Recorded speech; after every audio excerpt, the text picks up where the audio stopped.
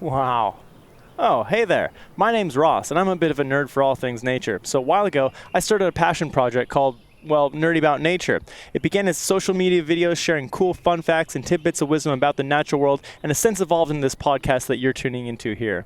This project serves as a means to inspire, educate, and engage folks with the outdoor world so that we can all become better stewards of it, and so that we can all work together to create a more inclusive, diverse, equitable, and just future for each and every one of us in this world that we all share. Because nature, it's pretty dang neat, you know? I think we should keep it that way. So come on, let's go get nerdy about nature.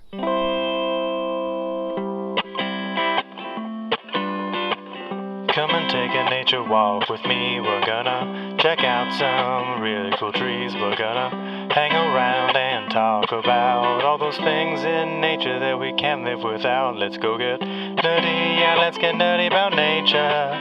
Nerdy, yeah, let's get nerdy about nature, baby. Nerdy, yeah, let's get nerdy about nature. Come on, let's get nerdy about nature. What's up, everybody? Welcome to the Nerdy About Nature podcast. My name is Ross. I'm your host, and on today's episode, we're talking about the ocean. The oceans, multiple, plural, all of them. All the oceans. I'm a bit particular to the Pacific Ocean because it's where I was, raised and where I grew up. I learned how to swim in the South Puget Sound of the Salish Sea, which is an inland sea between so-called Washington and British Columbia.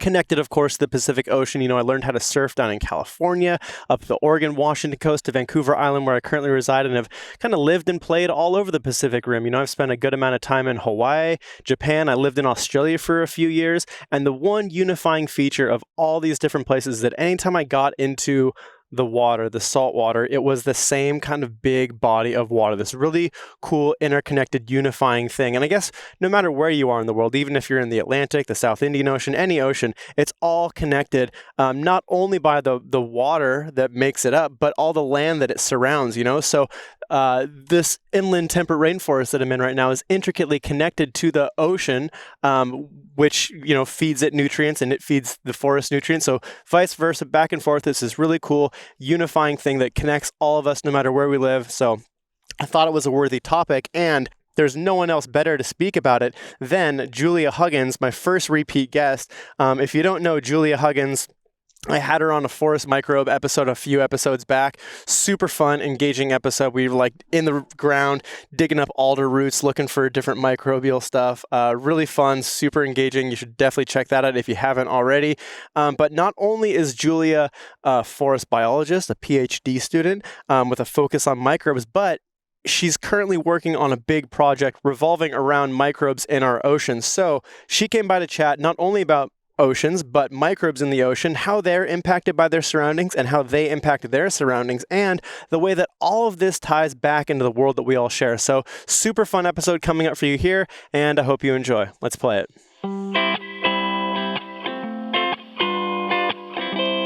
Well, what's up, Julia?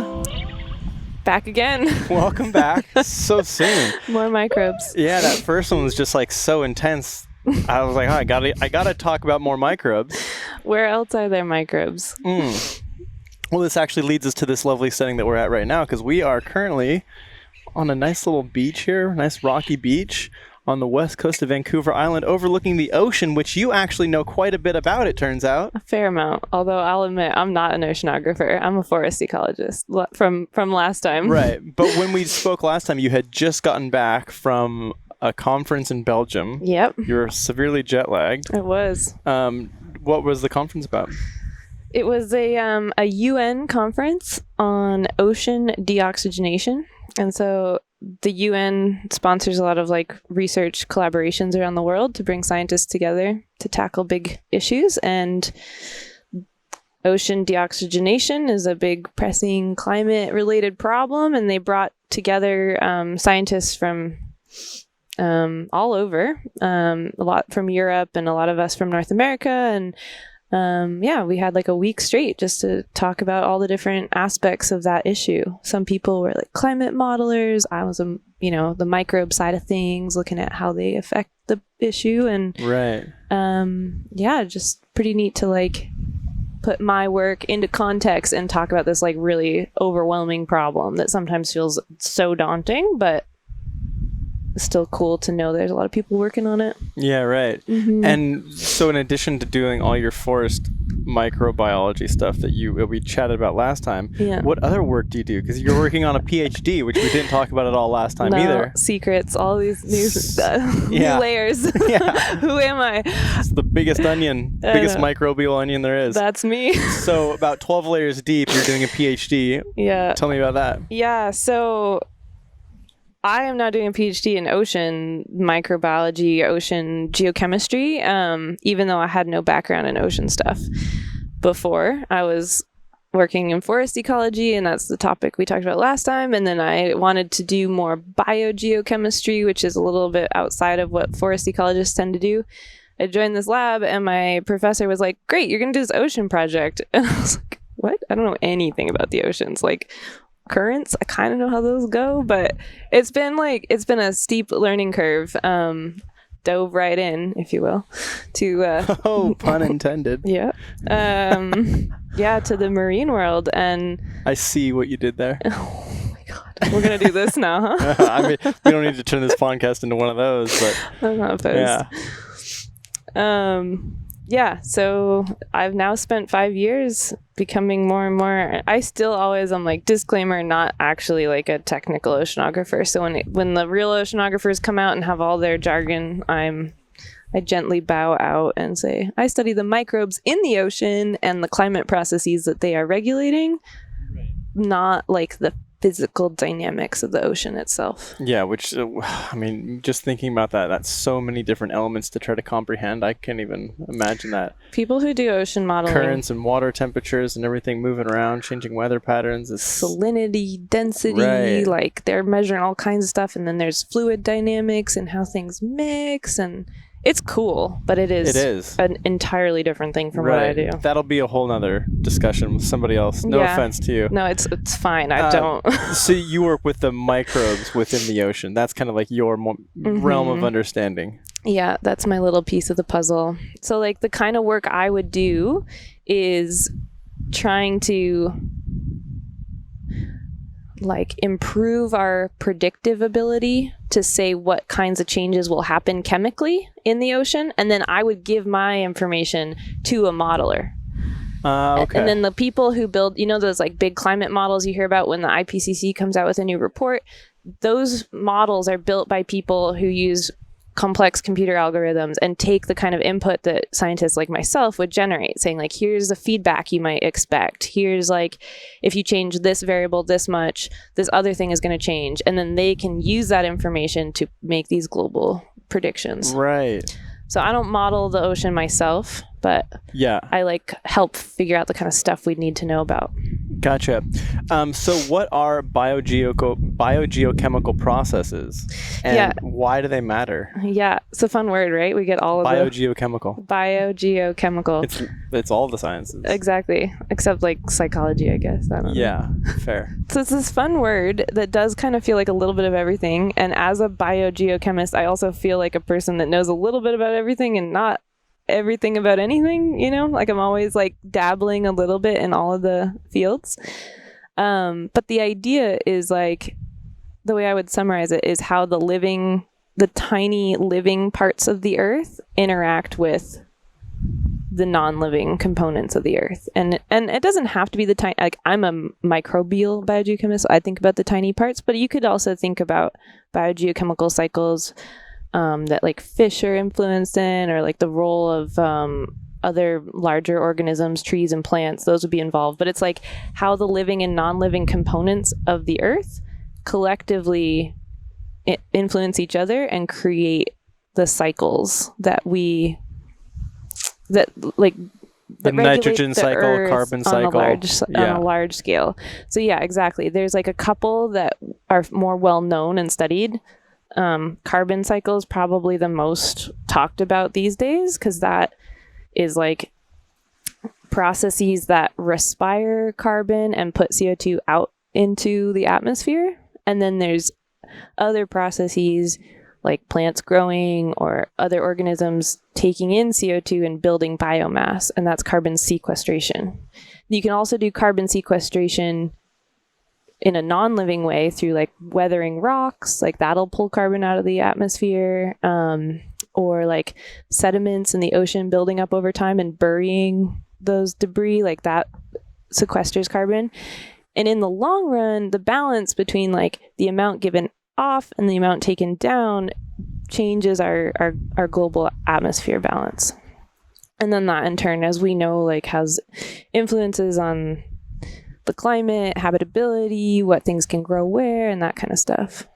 And then you got the nitrogen cycle, similar story. You know, there's like what we talked about a little bit with like the forest stuff last time. You know, there's processes that take nitrogen out of the air and make it available. And then there's other processes that actually take nitrogen out of the soil and put it back into the air. And those cycles have huge influences, not on like a day-to-day tangible way. So it's really hard to like walk around and look at the nitrogen cycle. You can't really do that. But over the long term, those balances shift, like why we get algal blooms in parts of the ocean, or like why soil could have supported a lot of life and now it can't, and like those kinds of questions fall under that umbrella of like biogeochemistry. Right. And so similar to like forest ecology, like we talked about last time, nitrogen, I'm assuming, is a limiting factor to a lot of growth, especially with algae and whatnot. And that's why when you have like a lot of fertilizer runoff, heavy or high in nitrogen content, you get algae blooms that are unnatural. Yeah, exactly.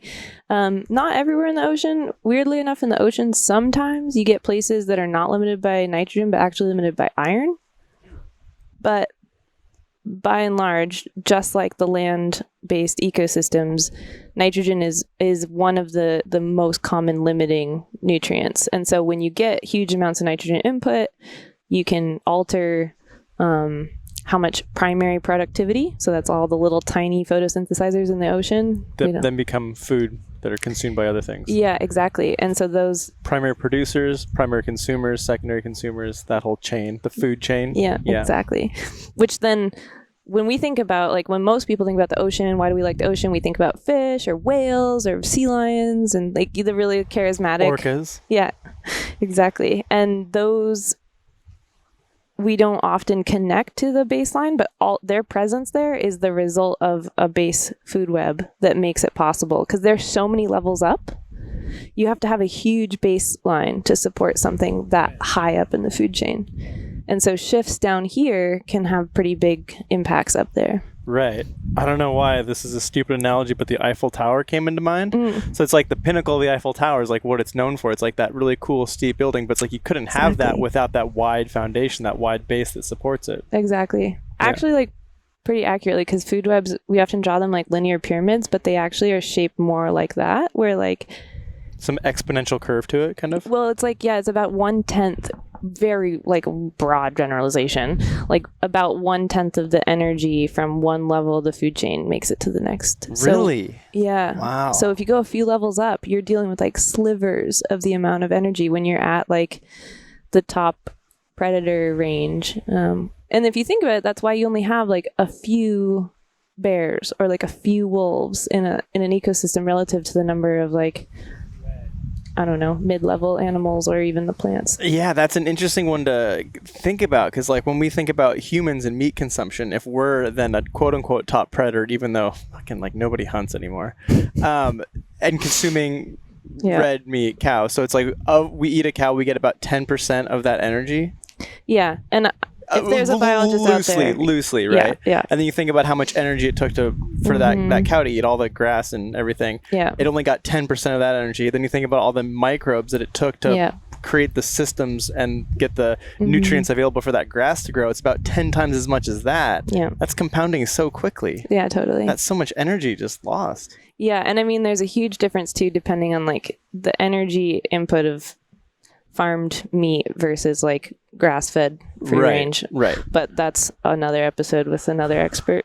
For sure. I'm just drawing connections in my head as you're talking about this stuff. Yeah, no, it's a really important piece of thinking about how ecosystems work. Right. And tell me about iron, because like I've never even thought or considered like the iron cycle, because most iron that I'm aware of comes from rock that's like been is it what type of rock is it? It starts with an M. Oh my. Mafic? No. Like dark igneous rock? or like full of darker metal, like heavier metals. Yeah, that's where iron tends to come from, right? Yeah. My geologist friends can just like tune out for a second while I get this all wrong, but yeah. There's like mafic and ultramafic rocks, or rocks that are dense in a lot of like heavier metals. Are those igneous rocks or metamorphic rocks? Metamorphic, right? Because I guess it could be both. I think they can be both. Like, I think you could have like dark igneous rock that then gets metamorphosed and then has a new name that I don't know, but okay. It just has to do with like the content of, so like the opposite end of that spectrum are the felsic rocks, which are light, like granites, and like other like lighter colored rocks actually have less like heavy metal content. And then when they weather, you get other elements out of all kinds of rocks across the spectrum. And I'm gonna like change this topic because I have definitely will admit this is the edge of my knowledge in that area, but when you get weathering, let's go back there. That's kind of where I was going. Yeah, like it comes from rocks being weathered. Exactly, rocks. Let's leave it there. Yeah. Yeah. And that's the source of iron, and then it just kind of filters its way through the food chain. Yeah, so like dust is a huge, when you think about it from the ocean, dust blowing off the land in like big air currents, getting carried out to sea, deposits a lot of these minerals and metals that wouldn't like run off in water in the streams the same way. And so a lot of areas in the ocean that are iron limited get iron supply from the dust. And I know this happens somewhere in the Atlantic, I think, with a lot of dust coming off of like the desert. The Sahara? Yeah. Yeah. And it depends on where in the world you have prevailing winds, because some places the winds go onshore and others they go offshore. So all of those factors can influence this like trace mineral deposition. And it's not everywhere that's iron limited, but some places are. And that's because iron is pretty reactive and like doesn't hang around just freely floating in the ocean water for a long time. And it's a necessary component of lots of different parts of life require, like enzymes require trace metals. That's why we have to take like vitamins and supplements if we're not eating mineral rich foods, is that we don't think of metals as nutrients, but they are in small amounts. And so photosynthesizers need small amounts of these metals to be able to build the enzymes. Specifically, the nitrogen fixation one needs an little iron molecule to make it like active and work. Mm-hmm. It's got to pay a FE. Oh my God. Right? How long were you? I was brewing on that for a bit. I was looking at you. I was like, "You're not thinking about what I'm saying. No, You're like thinking about something else." It was both. I was both. I'm trying to come up with like a great iron pun. I'm glad that landed so nicely. That was amazing. That was so bad. It was so good. That's the best. That's the best kind of pun. It's when it's so terrible you just like you have to spit up whatever you're drinking. Like, the fuck did that guy just say? For those listening at home, Fe is the chemical symbol of iron. Right, in case that went over your head. That was okay. Yeah, I'll pat myself on the shoulder for that one. Okay, so moving on now. Yeah. You kind of touched on it there with like dust coming off the land into the oceans, but what is the relationship between oceans and land? Yeah. Well, this one is a big one for me because as a person who is all about forests and soils and thinking about that stuff, at first I was kind of like, not that I'm not interested or passionate about the oceans, but I really had a hard time at first connecting it to the stuff that I care about. I was like, but the fungus and the soil, like, why are you making me go out on a boat and do this ocean work? But the more time I spend in that, and I knew some of these loosely, but I think I've come to have a deeper appreciation of the connectedness of the fact that, like, basically nothing that I knew about in the terrestrial ecosystems would exist if it weren't for its relationship with the ocean. Well, there's the obvious connection that I'm thinking about with forests and the ocean is the salmon input. Mm-hmm. Yeah. Primarily a nitrogen boost. Yeah, exactly. So like a huge amount of the nitrogen, in addition to the lichens and the nitrogen fixers on the trees that we talked about last time, a big input is these salmon, which are in nitrogen-rich environments in the ocean, build up these like nitrogen-rich tissues, come in and feed. There's like direct links, and then in the feeding the bears and feeding other organisms that eat them, and then the bears will drag their carcasses up on land. They decompose. Some microbes play a key role in that, decomposing the tissue and releasing nitrogen into the soil. And then that gets taken up into the trees. And I don't know the number, but there's like an impressive amount of the proportion of nitrogen in some of the trees comes from these salmon. Right, especially like older trees where historically salmon runs were like far more significant than they are these days. Exactly, yeah. And along the riverbeds too. Right, yeah. And like valley bottoms. Yep, exactly. And then additional inputs, you'd have like seabirds and stuff, because there's a lot of seabirds that eat and feed in the ocean, then come and nest on land. And yeah, and I think more than we tend to appreciate, almost all of the terrestrial ecosystems, at least in this like coastal region, have some portion of their food web comes from the ocean, or some portion of their nutrient intake, right? Like a lot of bears, when there's not a ton of available food, they'll come down to the coast and they'll smush barnacles with their paw and lick up the barnacles or the mussels, and all the sea birds bringing, eating, pooping, also just like dropping carcasses inland. So there's a huge amount of, we often think about like flow from land into the ocean, but there's a lot that comes back out of the ocean into the land too. Well, and have you heard of like sea wolves? Yes, I don't know a lot about them, but like wolves that spend most of their life. Right. Like, so a sea wolf, it's like a subspecies of Canis lupus. It's still technically the gray wolf, like the North American gray wolf. Right. But there's like, and they're frequent around here, like more north up in the islands. And like, again, they still can interbreed with the gray wolf, so they're not a separate species, but they generally have smaller, more wiry builds and bigger paws, and they've been tracked like swimming up to 7 miles between islands, and they get over 90% of their diet direct from like tide pool scavenging and marine derived stuff. So that's it's like so cool. And like, they'll like full-on hunting, like you would imagine wolves doing, like pinning or cornering a baby deer in like the forest somewhere. They'll do that with like baby seals and stuff on the beach. It's like it's wild to see this like kind of divergent way of like we tend to always associate wolves with being a terrestrial animal, but to see them like living and like finding new ways to survive off entirely different quote unquote diets than we would assume they have is pretty interesting to see. Yeah, that's really neat, actually. I don't want to go too far off on this tangent, but it reminds me, so there's like a lot of our charismatic marine fauna are actually mammals that were land terrestrial animals and like evolved back into aquatic. Like whales is the craziest thing. Like closest relatives are like cows, basically. I know, who would have thought? I know, it's so cool. There's a really, if anybody feels like going down the rabbit hole on this, have you ever subscribed to Eons on YouTube? Oh my god, Eons is this amazing, I think it's a PBS kind of derivative channel, cool. But they do a lot of like evolution stuff, and there's some great ones on the evolution of whales and how just kind of like these big lumbering cow animal things, kind of like manatees of the land, and making their way back, and then like the arms slowly turn into little fins, and the feet, like the legs just gradually fuse together into like these two little flippers that we like, those are their legs, the two little flippers at the end. It's nuts.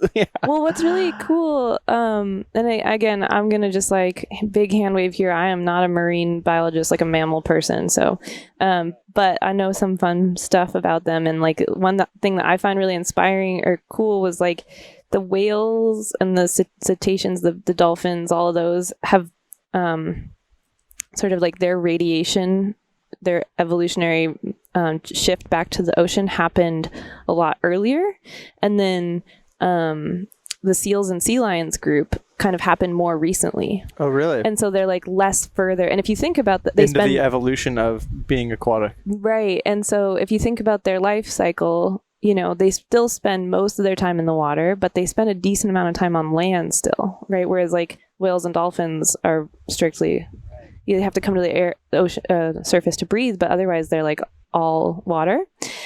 And then even more recent and like kind of still in the gray zone are the like sea otters, right? Which are still, they're in like the weasel family, right? And so they're still largely a terrestrial animal, but actually spends most of their time and feeds mostly in the water. And then so when you're just talking about the wolf, I was like, oh, that's kind of neat. It's like maybe like even closer to that beginning transition of like moving toward a life cycle in the water. Yeah. And it's kind of like what you were saying before when we chatted last time about like the forest down in Argentina, about how it's like it's not a conifer dominated coastal temperate rainforest, but it's still like a temperate rainforest that has like different species of trees that have come in to fill the niche that like a red cedar or hemlock would up here. But it's just different down there because like there wasn't that input of genetics to like fill that gap, so other species kind of came in and did that. Like there's roles that get filled regardless of drastically different ancestry deciding to come in and like fill that space.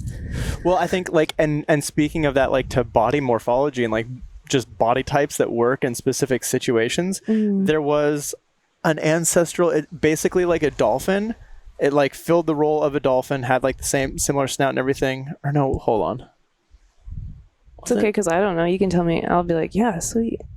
I'm pretty sure it was a dolphin. Yeah. But it was a reptile instead of a mammal. Oh, cool. And it had evolved differently. Like it was its lip, like jaws came out to be forward. So it had its breathing holes were on the snout instead of on the head like a dolphin's is. But it like morphologically looked very similar and probably had very similar feeding habits. And like that was just like the best shape of a body of a living thing to catch small fish. That's so cool. Things like that make me wish I was like an evolutionary biologist instead. I know, there's so many cool elements to it. Dinosaurs I need to get a dinosaur expert on this. Like I would geek the fuck out on some dinosaurs. We'll find someone. Yeah, if you're a dinosaur expert out there and you're listening, you're watching this or whatever, hit me up, please. I will love to talk about some dinosaurs. Yeah. I've got like a friend with like a 5-year-old kid who right now is like, I am the expert. I am like. Oh, that was that was me. I was. Jurassic Park is my Bible. And we were like far off there, but like basically, I guess to wrap up that thought was just that there's a lot of influence that the ocean has on and like climate wise too. The whole fact that we have a temperate rainforest, right, is all from the moisture coming in and off the land, and there's a lot of feedbacks like when the nutrients from the land flow out to the ocean, it changes what happens in the ocean, and then in return you get different inputs back to the land. So these cycles are very connected, and I've, like I said before, I've really, my appreciation for that has really increased. I think I kind of knew that loosely, but now I like see how deeply intertwined, and it's not really the clean divide I thought of before of like terrestrial stuff, aquatic stuff, or marine stuff. They're like very involved in. Well, it just goes to show, I mean, that goes back to the human element of like trying to put things into boxes and separate things and draw kind of imaginary lines, but it's like where do you draw a line? Specifically scientists, we love that. We love boxes. Right. But I mean, it's and it's all in like, you know, as a way to understand things further, sure, but I think in doing that you end up kind of siloing and absolutely hyper focusing on one area without realizing its relation to everything else. And there's some improvement, like systems biology started kind of with cell biologists, but it's a lot of ecologists have adopted systems biology way of thinking. A lot of what I do as a biogeochemist is thinking about complex systems and feedback loops and processes and cycles, and realizing like, oh, the way that the carbon in the fish poop is structured will change what happens to this nitrogen cycle that I'm studying, and what happens in the nitrogen cycle is going to change the way the sulfur is changed, and then the sulfur will change something, you know, and like you start realizing that you can't draw clean boxes or boundaries around any of the things that you're studying. And then you get really overwhelmed and you're like, I'll never figure this out. Yeah, that moment when you realize it's just too far beyond what your brain is able to hold. And you're like, I've been in this PhD for 5 years. I need it to be done. I know. That's the thing, is like life is so short when we think about it. Like when you think about the time it takes to learn something and become a... I just spilled tea on your chair. I'm sorry. Oh, that's fine. When you like learn something, you become an expert in it, you know, and then you work in the field, it's like you're only really working for like 20-30 years of your like career before you retire. And then like in that time, how much can you really come to understand about these systems that are so complicated? And I think that a lot of people who spend time in science will tell you too, the more you learn about it, the more you realize how little you know. Like I do not feel smarter at the end of my, 5 years in a PhD, I'm like, holy crap, I don't know anything about how anything actually works. What is going on? Yeah. So what kind of changes are currently occurring in the ocean? Yeah. I mean, we hear a bit about a number of them, and I think that we're starting to appreciate the ocean in like general dialogue a little bit more. But there's a lot of stuff shifting really rapidly in our oceans. And I say that, I think, like on geological timescales, right? Like the oceans have changed so much throughout history since the planet formed and we had oceans. They used to not have oxygen at all. Like they used to just be completely anoxic. Well, the whole planet didn't have oxygen, but you know what I mean? Like it used to be chemically unrecognizable to what it is today for a long time. So it's not that the oceans have always been this way and now we're suddenly seeing changes. They have changed. But the thing is, those changes happened so gradually. And maybe not. There's some new work that's like other points in history, like maybe those changes actually happened really rapidly the way that we're seeing now. But then the scary other piece of that data is like those times where they happened really rapidly were mass extinctions. Right. And so correlated with like some mass extinctions.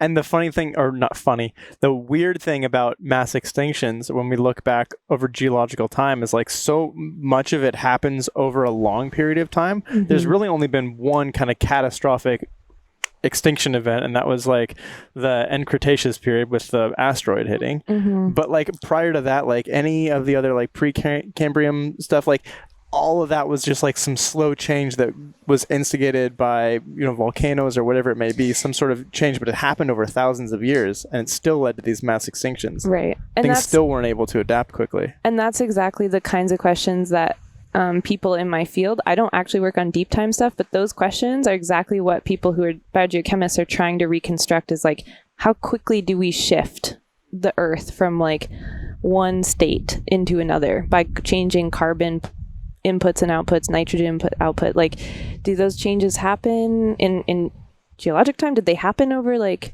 hundreds of years? Probably not. Thousands of years. And even 1,000-year change from the point of view of deep time is so fast. Right. And so the fact that we are seeing changes on tens of years, right, or decades. And like we're looking at probably seeing like really big, potentially big changes in 100-year times that are like, that's hard to model. It's hard to make that fit in our understanding of what the earth does when things change that fast. And then to human scale, it's just like so far beyond our comprehension, because it's like you only live 70 years on average. Mm-hmm. You're only really like conscious and paying attention to the world for 40, 50 of those years. Other times you're like a teen or a kid or like an old person that's just like checked out. Totally. So it's like, to be thinking about something changing so rapidly on 100 years is like, oh, I'm not going to be able to see that, whatever, you know. And it's still challenging for me, even as a person who spends a lot of time trying to think about things in those ways. It's still difficult for me to wrap my head around like what a 10,000 year process means, like I can understand the number, but I don't have a great personal connection to it. So these changes that are occurring in the ocean, are those as a result from climate change stuff related, or like a result? For the most part, but there's some others that are like byproducts of other climate, or like byproducts of other ways in which humans are influencing the global system. And so I'll start with like the physical changes that are happening as a result of climate change, because those are the ones that are most common or more like easy to think about. So we all kind of know that CO2 is warming the atmosphere, and when everything warms gradually, right, we have fluctuations. Sometimes we get really cold, really hot. Like that's not the thing I'm talking about, but it's more the like the baseline average temperature is slowly shifting. The oceans are a reservoir of a lot of that heat energy. So you know how like water takes a lot longer to heat up and cool down compared to other things? As the earth warms up, a lot of that heat is stored in the oceans, and it might still feel cold, but it's like half a degree warmer is a big deal from a marine point of view, especially when you average that across all the massive amount of water that's on our planet. That's a lot of extra heat energy. So the oceans are warming up. There's some other kind of physical changes that accompany that. Well, and just with like the ocean warming, like I'm thinking about like when you turn on a kettle and it starts getting that point where the water was cold and then the bottom stuff starts to heat up, you can actually see the trails of water moving faster because it's more closer to a gaseous form. So it's changing the currents, and the currents are moving faster and things are mixing a lot quicker than they have in some places. And then what's kind of interesting is other places they're not mixing. So it's like this change in temperature, even if it's just like I said, a little shift, like a fraction of a degree, is enough to affect all the fluid dynamics of these massive global scale currents. And I'm not talking about like the way that this water is churning and mixing, but I'm talking like deep ocean stuff, like where the cold water near the poles sinks to the deep basins of our ocean and is dragged along paths that literally cover the whole planet, and then they slowly come back up to the surface. And like these massive global scale conveyor belts keep a lot of stuff in balance. And so when we start shifting those even slightly, we can throw a lot of stuff out of whack fast. So some places the mixing happens faster or more where it didn't used to, but another thing that happens is like warm water is less dense than cold water, and the water that's going to warm first is the stuff that's already on the surface closer to the warm air. And so the warm water gets warmer and mixes less with the cold water, and you get this effect called stratification, where you actually get less and less mixing the warmer it gets in a lot of parts of the ocean, because now this water acts like a different substance than the cold water down here. And that's a big deal for like, well, we briefly hinted at earlier, what I work on is the loss of oxygen in the oceans, because when that mixing stops happening and the surface water stops kind of regularly going down to the deeper levels, and the deeper water comes up to the surface to get oxygenated. Yeah, you don't get as much oxygen being brought down into these intermediate depths in the ocean. And then there's all kinds of other processes happening, and we can talk about them a little bit, but I don't want to get too carried away on those right now. But basically, you're at the same time, you're also increasing the rate at which oxygen is getting used up in the water. And so the two things work together to create bigger and bigger zones of low oxygen, and in some places now no more oxygen in parts of the ocean. How is the oxygen getting used up quicker? So oxygen gets used up when things breathe. We breathe oxygen and exhale as CO2, right? Microbes do that too. And the ocean water is full of microbes that are breathing oxygen, even though the oxygen's like dissolved. It's not like air bubbles. It's like dissolved in the water. And what they are eating when they're breathing the oxygen is all of the carbon and organic matter that grows in the surfaces of the water and then sinks through the water. So algae photosynthesizers at the surface, cyanobacteria, they produce lots of carbon. Some of that sinks directly. Other animals eat it and then poop, and then the poop particles fall through the water. And as that carbon sinks down through the water, there's little microbes that are gobbling it up and breathing the oxygen. So the more productivity we have in the surfaces, the more oxygen gets used up below those areas of high productivity.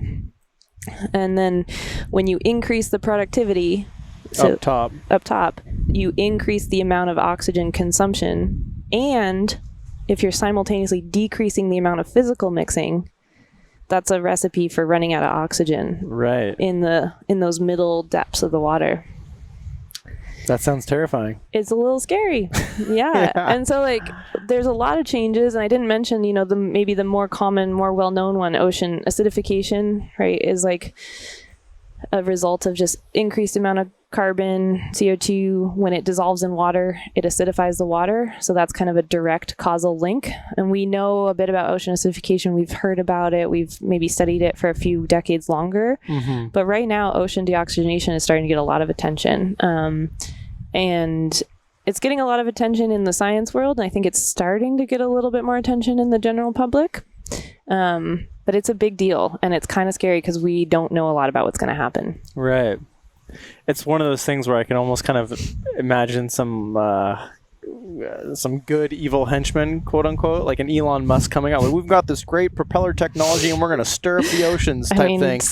I don't know. Like because there's so much of that happening with climate change now. There's like people talking about like cloud seeding and like cooling the planet rapidly by like sending missiles of like heavy metals into the atmosphere that's going to like block the sun's rays. And you're just like, what kind of world are we living in? Like, is it that hard to just stop buying shit? I know. Don't even. I know. It's really daunting because, I mean, I don't put a lot of focus and like shame and guilt on the individual consumer actions anyway, because like their scale isn't usually the issue. But especially with a thing like ocean deoxygenation, like there's literally nothing you or I can do. Like nothing you do in your day-to-day life is consuming oxygen. Right. Is the byproduct of like the system that you're forced to exist in if you want to live a comfortable life. Well, and ocean acidification too. I mean, like there's such daunting issues. Like how do you even begin to address changing or slowing those processes to, you know, allow things to adapt? I struggle with that question a lot because I think early on I was driven in my science by those questions of like, what can I do? What can I specifically solve? Me right now as a scientist, what can I invent that's going to fix this thing? And a lot of what I do now is I just describe the problem.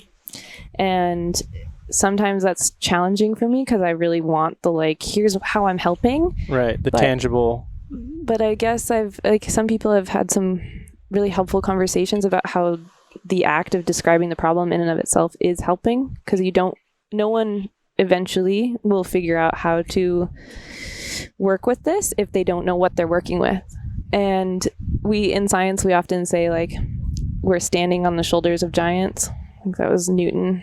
Isaac Newton was the first one to say that in reference to the fact that like, sure, I did a lot of cool stuff, but only because of everyone who came before me. And I think as a climate scientist right now in this era, there's a lot of us sort of like accepting that we're the foundation. Like we may not have the solution, we may not come up with it in our lifetime, but we can at least try to create the knowledge base needed for those who are going to figure out what's going to happen. Understand it just a little bit more. Or work with it. I don't mean to be a nihilist about it, but often I look at like the likelihood of changing some of our economic systems, and I'm like, some aspect of this is also going to be like knowing the problem so that we can help like humans and as many living components of our earth work with those changes that are inevitable at this point. Like we're already going to warm a certain amount, and that's going to have things that we have to deal with. Well, and especially when so many of those economic systems are tied to the politics that would be necessary to change them in the first place, you know? Yeah, exactly. Which we don't need to get into. You're going to have me back for a third one where we just rant about actually politics. Do the stuff that we keep trying to not talk about. Yeah. I could be down with that. I feel like all these podcasts touch on those little bits at a time. I know. Yeah, I don't know if I answered your question. I forgot what the original one was. Changes in the ocean. Yeah. So there's a lot happening in this ocean deoxygenation one is why is ocean deoxygenation? Yeah. Why is ocean deoxygenation such a big deal? Yeah. That's a good one, because a lot of the time you can just be like, okay, that's like crazy and that's scary. What? Some crabs are gonna die. Like, yeah. But like, why? Like, why? How is this relevant to? Yeah, there's some tangible, like directly obvious ones that I'll start with. We experience this sometimes in the coastal communities. A fish kill. Have you heard about this? Like, you just have these plumes of water that come up from the mid depths that are really low oxygen, too low for what fish need, because they can handle like a little bit of decrease in oxygen in the water, but fish, they breathe it. Like every living organism that we think of, not all the microbes, but like most everything that you would think of that's alive respires oxygen. So fish need oxygen too. And they can handle a little bit of decrease, but when plumes of water come up from the depths through like upwelling events, a big storm or heavy winds can like push aside the surface water and it upwells this deeper water. Or even like an earthquake or volcano activity of some kind. Yeah. I actually don't know all of the like physical sides of, of what drives it, but sometimes you get these fast, rapid, and intense bulges of water that have not enough oxygen for the fish to live, and they rapidly fill the space where the fish are living. And the fish can't swim fast enough to get away from that, don't even know what's happening, and they just suffocate and die. And you can get huge kills, and then those dead fish wash up on shore, and this is often like one of the tangible impacts that humans can see is like walking along the coast and seeing these big fish kills, or like mass die-offs of whales and stuff similar. Yeah like porpoises in Greenland. Remember hearing a thing about that a few years ago. Yeah, I hadn't heard about that one, but yeah, like there are these kind of like just massive kills, right? And then you don't really know that's happening until suddenly they're there, or you're a fisher person and you like lose your catch for the whole season, or you just don't, like, the people who depend on those fish to live don't have their food supply for that whole year, and maybe another couple years before those populations rebound. So there's massive implications for these like sharp dramatic effects on marine life, but there's also more gradual shifts. So we were talking about that pattern, right, with like the organic matter falls down, respires the oxygen, it gets used up. That doesn't happen right at the surface. That is like pretty deep down, like a couple hundred meters down in the water, and most fish live above that. But as that increases and there's less and less mixing, then the zone where there's no oxygen gets wider and wider, and it goes deeper, but it also gets shallower. And so what happens at the surface is the zone where the fish can live is shrinking. And that's a gradual change. That's not the same level as these like rapid kill-offs. These are like decade to decade. There's less and less space at the surface of the water. And so I was listening to your other episode with the person who studies salmon. Tom? Yeah. And he, his work was a lot about the stream side of things and like what happens inland, but there's this whole other part of their life cycle out in the ocean. And some things are getting better for them in the ocean, but this is one that's really affecting salmon stocks as well as lots of other fishery stocks. But it's shrinking habitat, right? Which is when we think of deforestation, that's shrinking habitat for, our terrestrial animals. That's happening in the marine system as well. So, there's a lot of like impacts in a direct way to our fish, and then the fish that support the porpoises and all the other like sea lions and cute charismatic things that we love about the ocean depend on those shifts in the food chain. Well, and not only that, but like, so that little window where fish are able to live and swim in the ocean is getting narrower. But then of that water, there's so many other issues that we're facing, like beyond even overfishing. There's like all sorts of pollutants and runoff and things that are happening to that quality of habitat as well. Exactly. And so this is a compounding effect on that. On top of that, the water is warming, and warming is also another stressor on a lot of marine life. So some scientists at the conference I went to, is kind of cool to see. There's a lot of interest in people looking at the compounding effects of having like multiple stressors, because organisms have ways to deal with stressful situations, but when you compound them, when you have multiple stressful things happening to you at the same time, it's harder for you to adapt to each individual stressor because you're trying to juggle. I mean, like I do that in my own life. I can't handle one event when I'm dealing with like 5 other stressful things. Right. And so the warming in the water, compounding with the acidification, compounding with the lower oxygen, compounding with inputs of pollution, it's these really insurmountable feeling complex problems that start to emerge for the marine life. Well, I mean, and even that little metaphor you did of like you in your daily life, I can't handle one problem when I'm dealing with 5 others. It's like, these are not just like, oh shucks, I misscheduled this Zoom meeting and like this is stressful, I have a deadline. It's like, I'm running a marathon, I'm trying to find food, there's no food, I'm slowly suffocating. There's like, these aren't just like minor things that you can like suck it up and push through. Like, it's intense to think about it from the marine organism's point of view. But and so like to kind of answer like the other half of that, that's a little less tangible, but really important. And from my point of view, as like why I'm a biogeochemist, I think about these other like less tangible but really impactful shifts that could happen. So not to like say that anything related to the fish stocks and all of the stuff we're just talking about isn't important. That stuff's really important, especially on short time scales of thinking about human adaptability. But from a long-term point of view, the impacts of losing oxygen in the ocean has some massive scale, and I mean scale time and scale space implications, like big scale changes in how the like whole Earth cycle functions. And you might like, that's the thing that's a little hard to wrap your head around at first. You're like, how does this one little shift change the whole cycle? But that's like what we were talking about at the beginning with geochemical cycles. The intricacy of all of these things is the nature that you can't really alter one without setting the entire system off to rebalance in a new set of processes. And so I'm not going to dive into detail, but just to like kind of do a little summary, you know, if you bring down the amount of oxygen, or even use up all the oxygen and have a little zone where there's no oxygen left, the chemistry changes in that water dramatically. And so instead of organisms breathing oxygen, they start to breathe nitrogen compounds. Like microbes can breathe nitrogen instead of oxygen. And then when they're breathing nitrogen, they're basically undoing the nitrogen fixation. So they're putting it back into the atmosphere, which means now the nitrogen budget in the ocean is decreased. And then if the nitrogen decreases, there's less available for primary producers on the surface to actually grow. So then which means no plants. No phytoplankton. In the surface, right. Which means less carbon gets brought down. Right. And then that changes the carbon pump in the ocean. And then the carbon cycle gets shifted.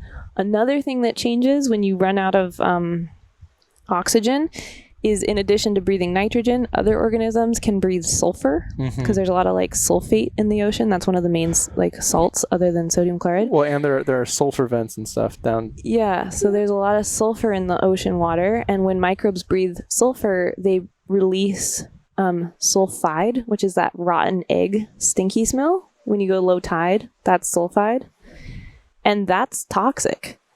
That shit kills things in the water, the fish directly, but it can also, in like extreme cases, that comes out of the ocean as a gas, and it is poisonous to things on land. That's not happening at the current moment in our oceans, but in geologic time, when historically we have records of the oceans going anoxic for periods of time throughout Earth's history, it was accompanied by these massive extinctions, which probably were, we think, due to the sulfide getting released. So really? Oh yeah, and it's poisonous, and it kills like everything in the water that isn't adapted to sulfide, which is most stuff. And then in some cases, there've even been like lakes in the world where like the same process happens, but on a small scale. And like these poisonous gases can leak out of the lakes and kill things on land around the lake. So there's like crazy chemistry that starts shifting. And again, I don't want to like go too far nerding on the like chemistry end of things here, but that's just like an overview of like why something like ocean deoxygenation, which sounds like just its own little thing that's happening, actually has this like cascading domino effect of like, this is now toppling and that's changing, and then this is responding and that has a feedback on this other thing. And, you know, like, and that's where the climate modeling, right, needs that input from us to say like, here's the things that might happen. So they can then try to build that into their model and make better predictions.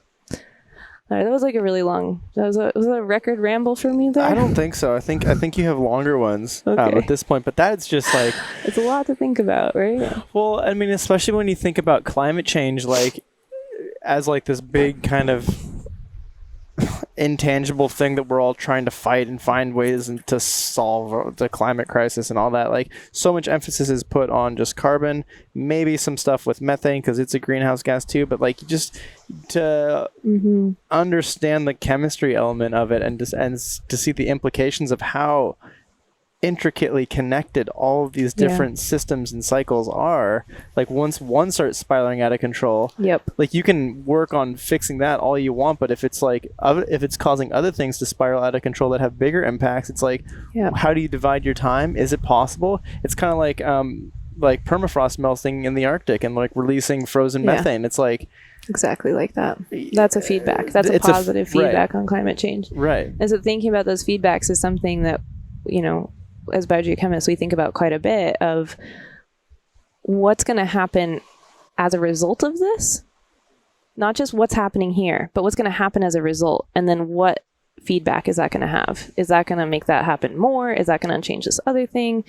And I think that that's why some people who talk about climate change are like, it's a really big fucking deal, because it's not maybe what it gets portrayed as sometimes. It's not strictly about the carbon. It's not just about the carbon. The carbon's like the thing, the driving force that we are interacting with most. And yes, if we can get some of that carbon out, it could help mitigate that.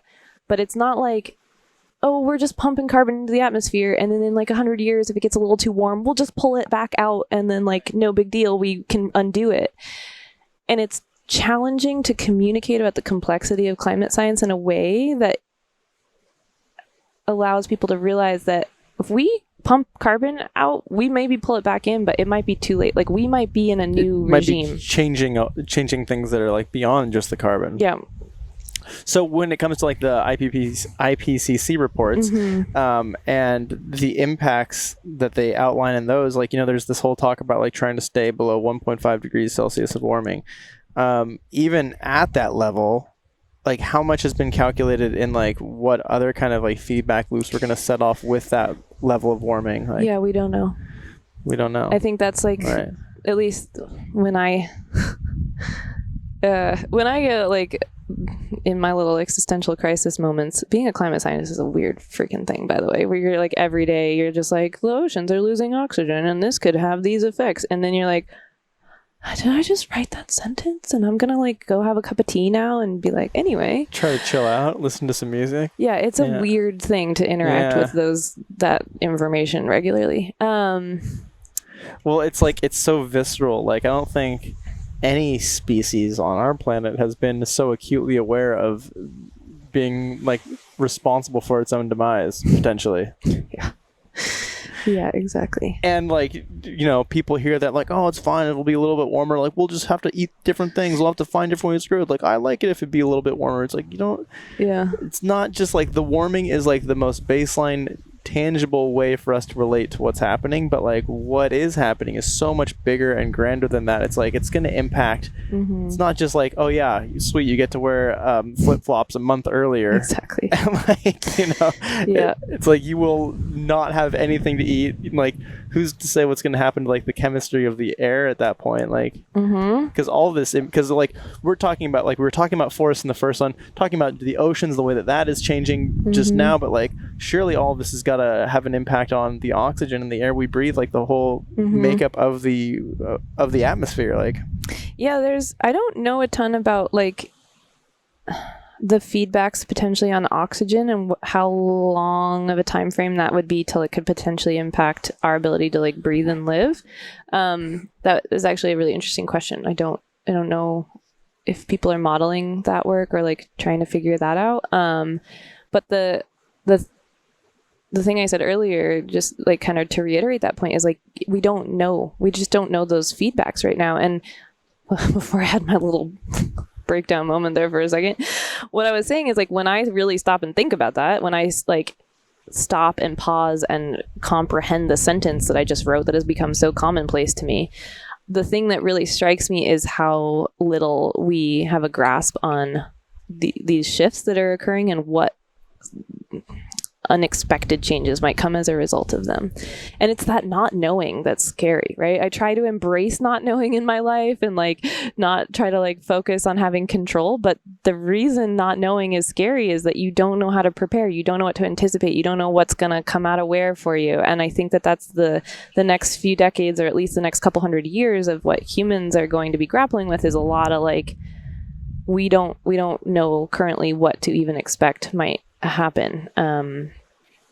And so when I talked about my role as like my job is to like better describe the problem.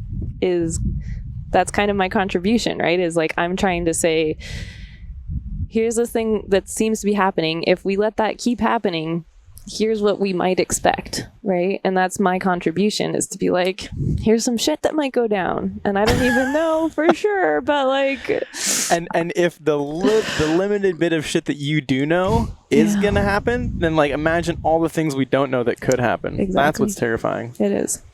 I'm sorry, this is like a depressing episode. No, it's fine. Okay. This is a sea palm. It's a type of brown algae. It grows here. It looks green. I know. I love these. They look like little palm trees, hence the name, sea palm. Yeah. But so, I just have a question about this. I know you're not... I told you not to ask me a question about the things. A generalized question. So there's a lot of effort towards growing more kelp and restoring kelp beds and stuff in the oceans, which have been lost for numerous different reasons, as a climate change solution, because they sequester and store a lot of carbon. Then theoretically, when they die, they fall down to that that anaerobic area in the ocean that you were talking about, where they would theoretically not decompose, but just hold on that and keep that carbon out of there. If you're saying that, like, what you're saying is that if more things are growing up in that upper trophic area, dying and then falling down to that anaerobic area, that's bad. Because then you have microbes down there that are going to be eating or decomposing this stuff and releasing. So what you're describing right now is exactly one of the questions that people working on ocean deoxygenation are trying to figure out, is what feedbacks happen when you run out of oxygen in those mid depths. And we know multiple things that do occur, but what we don't fully know is which of those has the greater impact. So is it because there's less oxygen now at those depths, maybe not as much carbon will get respired, so more carbon will be buried, right, in the sediments. And when you bury carbon, it is effectively taking it out of the atmosphere. And maybe that has a net negative effect on climate change. And if you are, the microbes are respiring nitrogen instead of oxygen, then there's less nitrogen, then you get less growth, then maybe that means less oxygen gets used up. Maybe that's a different impact that could have a positive effect on the amount of climate change that occurs. And then there's more complicated feedbacks that involve multiple steps that could, depending on which step is dominant, either have a positive or a negative feedback on climate change. So in terms of its direct impact on climate change, we don't really know. It could be both of what you're saying. It could be both. We bury more carbon and we consume more oxygen. So on one hand, we're burying more carbon. That's helpful. Which is a good thing. But on the other hand, we're also respiring more oxygen. It's a bad thing. Probably. Yeah. Especially if it gets out of control. A lot of things at low oxygen can create a demand for more oxygen, so that you can the very fact that there's low oxygen in and of itself can make you go even lower. So there's some weird possibilities there. And I wish I had answers for you, but you're asking questions that are fine. Exactly what biogeochemists are thinking about and wondering about ourselves, right, and trying to do experiments to learn more about them. Well, good on you. Oh, maybe. It's a daunting career choice. Like I said, I didn't actually choose the oceans. I'm wait, I wanted to study the fungus in the soil. Well, what can people do to help further that type of research and further an understanding? What can... Yeah. I think you were saying, there's a lot of things that people want to do to try to solve these problems, but right now we just need there's a lot that we need to do to work on understanding them to begin with. Yeah, I mean, a big one for me is just talking about it. And you could, you can bring that to the politics realm and vote and all that, but I mean, voting is important. It's just often for me feels a little futile these days. Right. So there's that, but I think I don't mean it in that sense, but just talking about it generally, with people or when you hear about ocean acidification, increasing awareness that there are these other less tangible but still really important shifts that are happening in our world right now, and bringing the nuance of the climate change conversation past the carbon piece, right? And not just saying like, oh, CO2 increase or withdrawal. And like, that's important. That's definitely a valid and real piece of it. But shifting that conversation, like climate change is global system change. It's all of these cycles that sustain life shifting in ways that are also really important. And so kind of like working those into your conversations, if you're a really fun person like me who just brings that up at parties and is like, so anyway, you know about the oceans. Well, it's funny because I remember when the topics or when the discussion shifted from using the term global warming to climate change, and now it's almost kind of like it's like cycles change, earth change. It's like global change. Yeah, global systems change. Yeah, but like more than just like the kind of natural change that's happening all the time. This is like rampant, borderline uncontrollable change. And where do we fit within that? Yeah. And like also talking about the fact that we don't know is kind of like, it's scary, but it's humbling. And I think it, for me at least, it reminds me why what we all do is important, because it's that not knowing piece. That's why we need to fund research and things that don't have sort of tangible immediate results. You know, we always want to fund things that are like, here, take this money and go find a way to fix this thing and come back to me with a solution to it. And it's a lot harder to appeal as a scientist for funding that's like, hey, fund me to spend 10 years going out to sea, collecting samples and monitoring these like gradual shifts. Just to know things. Because, right, like, and I can over time like explain that's why it's important as scientists to be able to explain why what we do matters, but it is hard if the general public doesn't know why that kind of research does any good. Right. You know? Yeah, I don't know. I wish there was like some little like recycle your bottles I could say, but there's not really an equivalent for that with some of these like massive system level thing. And I guess the other piece that I think about a fair amount is like shifting the way we think about these cycles too, to remember how interconnected it all is. That like, yeah, we're living here in so-called British Columbia or what, you know, whatever space you live in and how you call it, but we have these like ideas of borders and boundaries and delineations that are entirely constructed by humans. Like that doesn't really mean anything in terms of the role we have and the impact we have. I think more in like, what watershed am I a part of? Where does my pollution run out to? Like this food that I'm eating, where did it grow and what carbon like input is that coming from? Because if that's being imported from some other part of the world, like there is no boundary that has any meaning. Right. Like the 49th parallel, purposeless. It's like not even a thing. That's why I always, not even like on a geophysical scale, it doesn't actually mean right. there's not a, it's an arbitrary line that two countries, quote unquote countries, agreed upon in a term.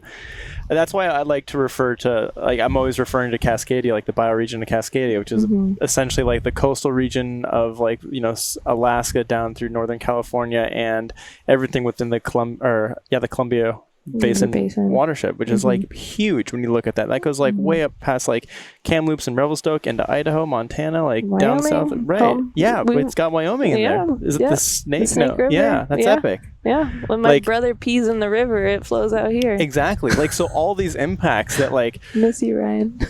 Everything that we're like talking about, and like when we are considering what's happening on a local scale, and this is ours, like draw the line and yada yada, our jurisdiction to operate, you don't have right here. It's like we all have rights here because it's all connected. And like that's just looking at it from like one watershed site scale. Like, you know, you just like the Columbia River Basin. It's massive. Any bit of rain or snow that falls there like drains out the mouth of the Columbia and has impact over this whole coastline. And I don't know, I think if we as a species thought more in these kind of like bioregion type thinking patterns, like you would have a closer connection and realize that like it's not just like south of the border is like, I don't know. Yeah, totally. It's different.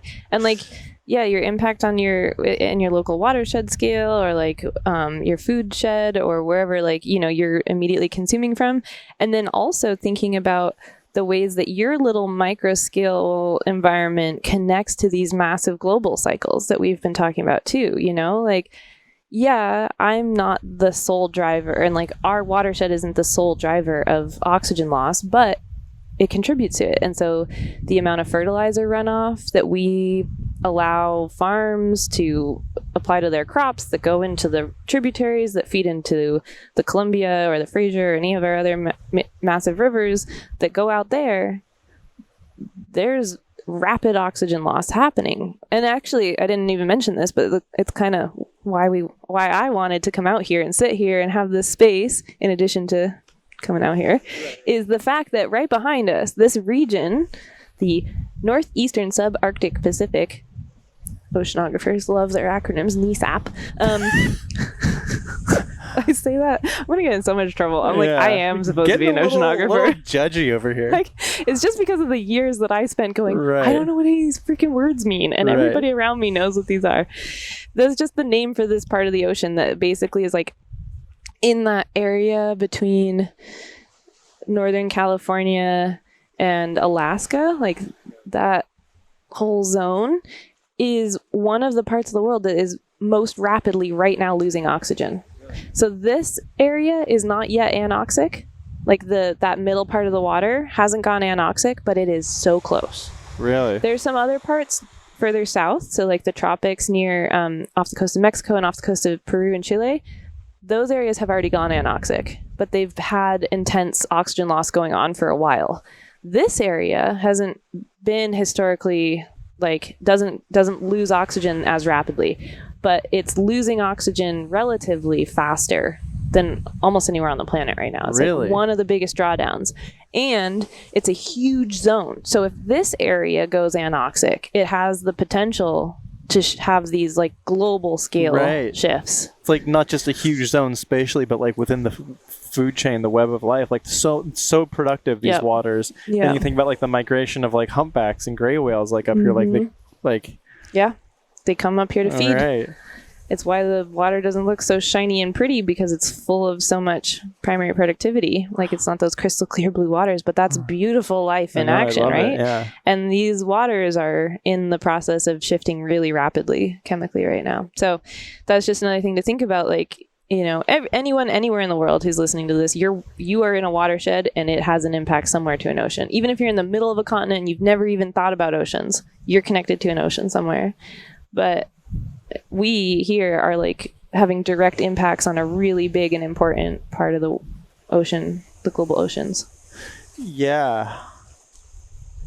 That's Sorry, I feel like I'm just like heavy doozies one after the other. It's good. It's good because it makes you think, and like that's kind of like one of the things that like drives me nuts about like the current political climate, is because it's so easily separated from BC, from Canada, from Washington to Oregon to Idaho to U.S. to Canada. Like, it's just like, it's like, oh, they do their pipelines, like we have our own thing. It's like, oh yeah, it's like, and even the pipelines aside, like, I mean, like, you look at like just the all the runoff and kind of minor pollution from agricultural use in Washington, especially like northern Washington into the Salish Sea, and then like down in the more urban areas, like the amount of runoff from city pollutants, like 6 ppd quinone tires, like it's massive. And to be like, oh well, that's the US problem, we don't need to think about that, we're up here, or vice versa, to be like, oh, Canada has that whole pipeline thing going on, we don't care about that because it's all the same water. It's all the same water, it's all the same climate, it's all the same continent, it's all the same, like, those borders are such artificial constructs. And they're really debilitating to our ability to like problem solve and think creatively when you think in delineated borders like that. So you want to hear, this is a thing that I've like... Is it a pun? I don't want to... No, it's no puns. Just kidding. If an opportunity for a shitty pun arises, I will jump on it, just full disclosure. That's all right. But no, this is a concept, like, just thinking about like how with the IPCC report and everything happening, like politics is like the real big hurdle that we all face in like actually creating any positive change for the oceans, agriculture, economically, whatever it is. It's like politics is this one thing that like is just so difficult to have any change, especially when like things are changing every 4 years, and it's always myopic values to get into office for like some sort of economic ties, yada yada. And I'm like, I hate technology. Like it drives me nuts that I even have a thing that's associated with hooked up with Instagram. I know, but like the way it goes, like I have some serious qualms with and concerns with the quality of life and the future generations that are living. We don't need to get into that.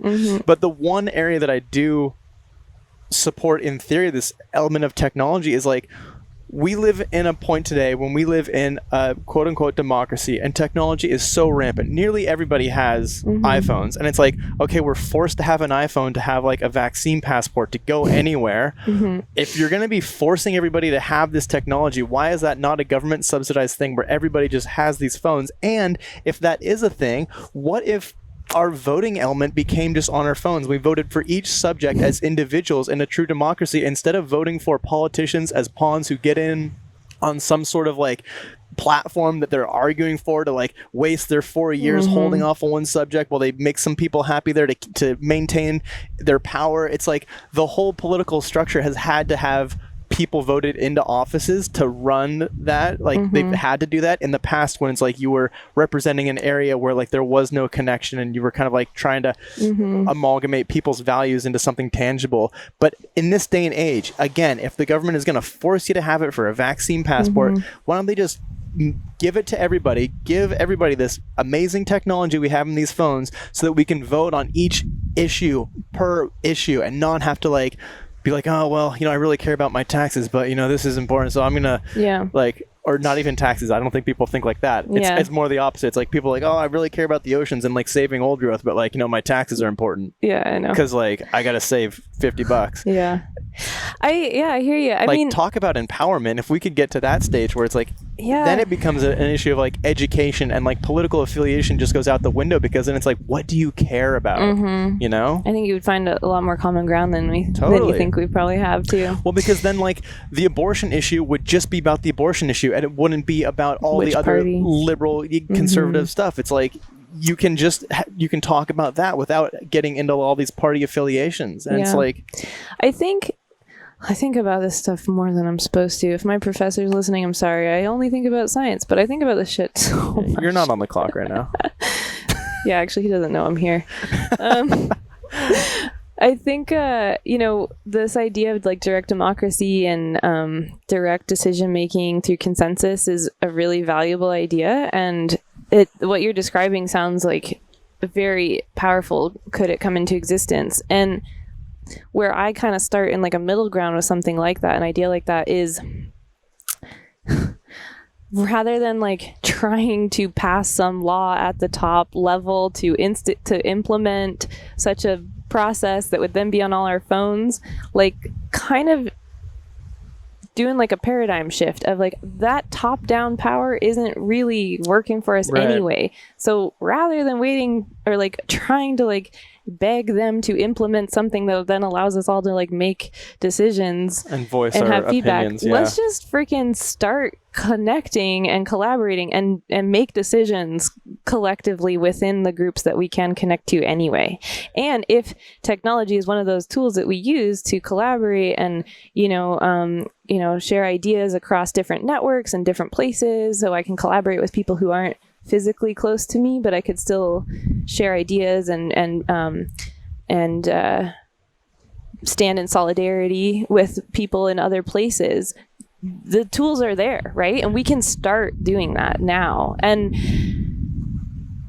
you know, I'm going to be cautious about advocating for full anarchy here, but you know what I mean? We can, to a certain degree, take some of that power into our hands now. Like we can, at this moment, say like, we are a community. We can decide that this is how we want things to happen here in this space together. And we don't need to wait for some top-down authoritative permission or or stepping in and trying to stop what we're doing. Like we decide what we want for our community now, not waiting for you to do it. And I love that. I think that works really well on smaller scales where you are able to like gather people together, especially in like, you know, there's that age old thing where it's like villages over 100 just don't work. It's like, you know, if you don't know everybody and like how are you supposed to like run or manage a community. But like when thinking about bigger things like this, I know, what was it called? NESAP. Like NESAP. When you think about NESAP, it's like, how do we unite the person up in Skeena, BC, like up on the Skeena, to the person down like not only in the Columbia but further south than that, like you get into Northern California. Like how do we unite all these different people? And then even then, so all those people on the left coast, right? Typically liberal, and then you know, how do you unite them with like the guy in Idaho who's like got 80 guns and is like yeah, cross-pollination and talking. I mean, I'm a big advocate for talking to people that you don't see eye to eye with. It can be hard. It can be super emotionally activating to hear people say things that you feel like deeply threaten your safety and way of life. So I'm not advocating that for anybody that doesn't feel comfortable doing it, but for those who have the, you know, the privileges and capacity to be able to hold those conversations across idea boundaries, really trying to make those connections and like see the humanity in people. And like, I mean, I'm from Wyoming. I go back home. I'm the like liberal city kid who believes in climate change or whatever, in some of those communities, but it's important for me to try to relate to people there, and not because I'm not trying to reinforce harmful things that like might be said or done there, but because if I don't talk to them and no one else talks to them because we don't agree with them, then who will? No, that idea is never gonna get out there, you know? And so I think like for those who are on the left end of this political spectrum or wherever you think you are, like the only way you're ever really gonna improve awareness around those ideas or bring more people into those causes is by like communicating those alternative solutions to that person, right? So instead of them only being exposed to right-wing solutions to whatever economic issue they're facing, showing them like there's another way to think about this. There's these other things that might help in a different way, and maybe they might serve you more than the system that you've been in because you just didn't know. Like a lot of these folks don't even know there's another way to think about these issues, or don't think about the fact that the river runoff gets to the ocean, you know? And I'm not trying to say that like in a patronizing way or anything, but like there's a lot of people that just don't have the experiences, they haven't traveled to have that exposure. Yeah, it's beyond the scope of awareness. And I think that's a huge thing, like when we talk about coming together over like what have historically been like such divisive times, especially in the States with like post-Trump era thing, like or maybe pre-next Trump era, who knows? Exactly. Right, but like that's just become such a galvanizing thing where it's like if you're on the left, to even have a conversation with anybody who voted Trump, regardless of what their reasonings or anything may be, it just does such a disservice because it's like all you're doing is alienating more community that like you're sharing. It's like your neighbors, you know? Totally. I mean, and like I just want to add in, like I said it before, but just to reiterate, that's for something I believe for myself as a person who feels safe doing that, right? Totally, because it is a privilege to be able to have that. To be able to have those conversations. Totally. And an element of those conversations comes down to having an equal party on the opposite end who's willing to actually discuss and engage constructively in those conversations. I mean, I see my personal experience like with the whole nerdy about nature thing is I get so many trolls and people coming in saying ridiculously cruel things and like not even like having the space to engage in a conversation about like what I'm trying to talk about, or like, you know, it doesn't matter what sort of papers I quote or what data or anything. It's like, oh, but I learned this blanket thing in the 80s and I'm sticking to it and like there's no way I'm going to change my mind. It's like it's impossible to argue with people who are just like hell-bent on being right and not hearing anybody else's way. But at the same time, if there are people there who you can like relate to and kind of build a common ground and share values back and forth, like it goes both ways, like I think that's like a really constructive, healthy place to be in. And I think we need to do more of that, like totally more of those like awkward, uncomfortable situations that like not everybody wants to get into, because that's where like growth happens. And the more you stay in your silo and just kind of subscribe to the same stuff you've been subscribing to, like on both sides, like the left and the right, you know, it just further alienates you from other people who have ideas, and like ultimately we all live in this world together and all have to share this world together, so you better get comfortable and acquainted with those ideas, because they're out there regardless. Totally. I think a big piece for that for me is like when I do have conversations with somebody like you described that's not really even open to considering the things you're saying. Yeah, they just want to. Yeah, well, I've found that like maybe not like with somebody who's like an internet troll and that level of anonymity that removes the humanity from the interaction, but like... And internet trolls are the worst. Yeah. So maybe, I don't know. People on the internet are pretty terrible, I found. It's true. I'm on the internet. I'm the worst. I mean, like the way people act on the internet. Are you like the ambiguous Facebook ranter that leaves like page-long rants on the community boards? Yeah, but I think like... About the new stop sign on 4th Street? With the exception of those like maybe extreme cases, there's a lot of folks that you can like interact with who maybe are in that place in a real life way, but there's a little bit more humanity when you're having that interaction in person, and it is a very challenging thing for me as a data-informed person who likes to make decisions based on data or input and results or something like that, to not give into the impulse to counter everything they're saying with a, but technically, but that's not how this works, but here's what the information is, like that's the impulse that I want to have. And what I've found is like way more effective is just stopping that and being like, it's scary. Yeah, like not having enough money to provide for your family if you feel like that's your role. If that's where you've learned your value as a human comes from, is your ability to provide for your family, and you don't have it, that's a scary feeling. Totally. I get that. And then just like sitting there with them, right? And not even trying to make my case anymore and just being like... Just listening. Yeah, that's a really scary experience. I don't agree with the position you have, but I can validate the feelings behind the position you have, right?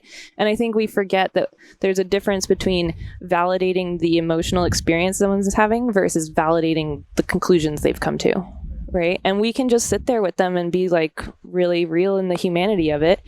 And not every time, but sometimes there's this reciprocal opening up of like, so why do you do what you do? And then I get to be like, well, based on my experiences, the thing that's scary to me is this stuff that's happening in the ocean or whatever, right? Like I've listened to their humanity and validated their experience, and then maybe there's a little bit more space for this perspective that before they were like ready to block out at any chance. Right. And I think like that's the thing, like between all of the different diversity of people that we have, not only on Turtle Island, but like around the world, like diversity in experiences, backgrounds, values, all of that. Like when you break down the details of who you voted for in 2008 and what you ate for dinner last night and what your favorite beer is, like all these little things that like everybody kind of identifies in some way or another. Like really there's like the uniting thing are these emotions where it's like uncertain times. We're all scared. We all want the best for like our families and loved ones. We all want to like feel successful, be happy, like, afford to be able to take a day off and like hang at the beach from time to time. It's like everybody has loosely like the same kind of like wants and demands. It's just a matter of like the way that they've been executed is different for every person, and that's fine, but we need to like get past the nitty gritty of like the details of who and how every person identifies and realize that like we're all kind of craving this like feeling of security and like worthiness and like love, like being valued. Totally. And another thing that gives me compassion in those really difficult moments is remembering that a lot of folks are not, even if they've chosen, quote unquote, chosen a position that is, I believe, harmful or dehumanizing to me or someone else, to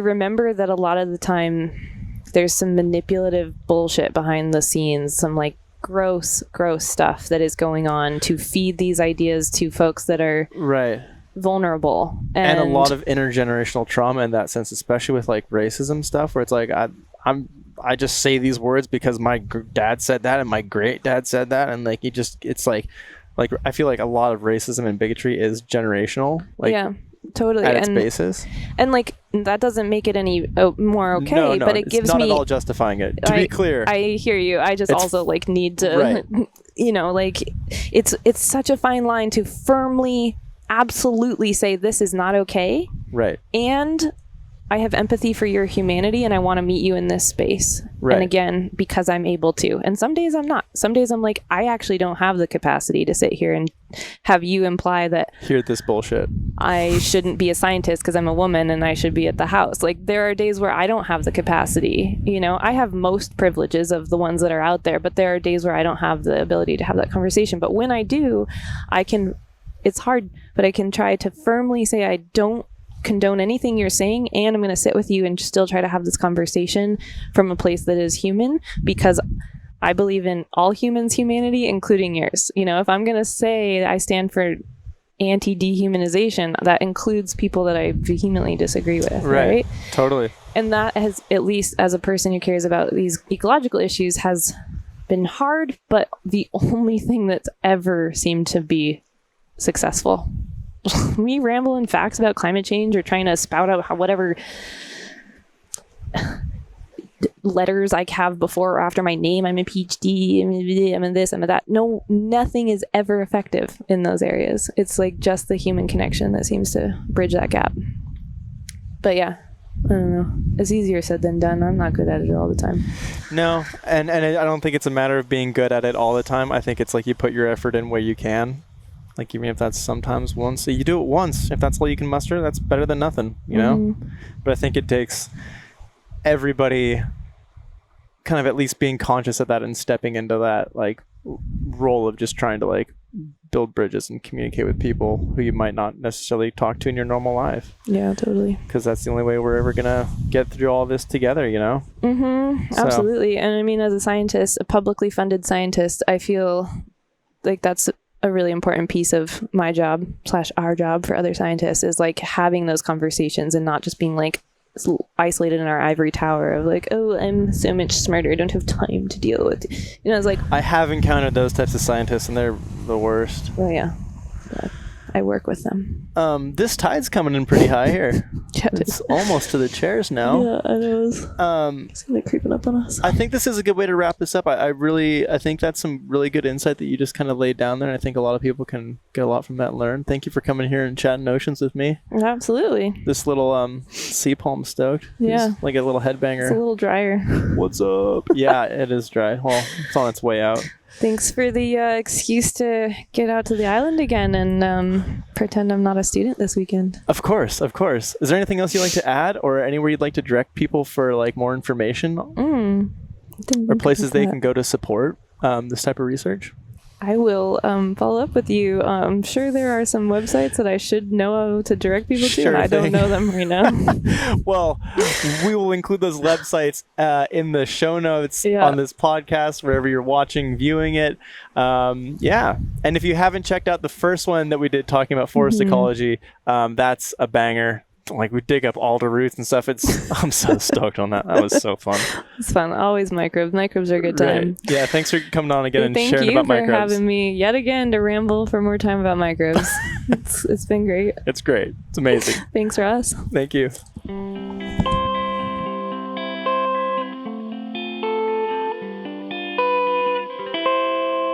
Well, thank you so much for joining me for yet another episode of the Nerdy About Nature podcast. I believe this is episode number 10 now. So, I'm in the double digits now, just steadily growing, slowly putting these things out as I have the time to. So I hope you're enjoying them. And I really, really hope you're enjoying them. And if you are, you can do me a solid by liking them, giving them a 5-star rating, sharing them around to all of your friends and family, getting more people to listen to this stuff. And if you're liking not only these podcasts, but all those fun educational videos I have all over social media that help to educate, inform, inspire people about the world around us, get them to think differently about the world that we all share together, you can help support their production by becoming a Patreon supporter at patreon.com/nerdaboutnature.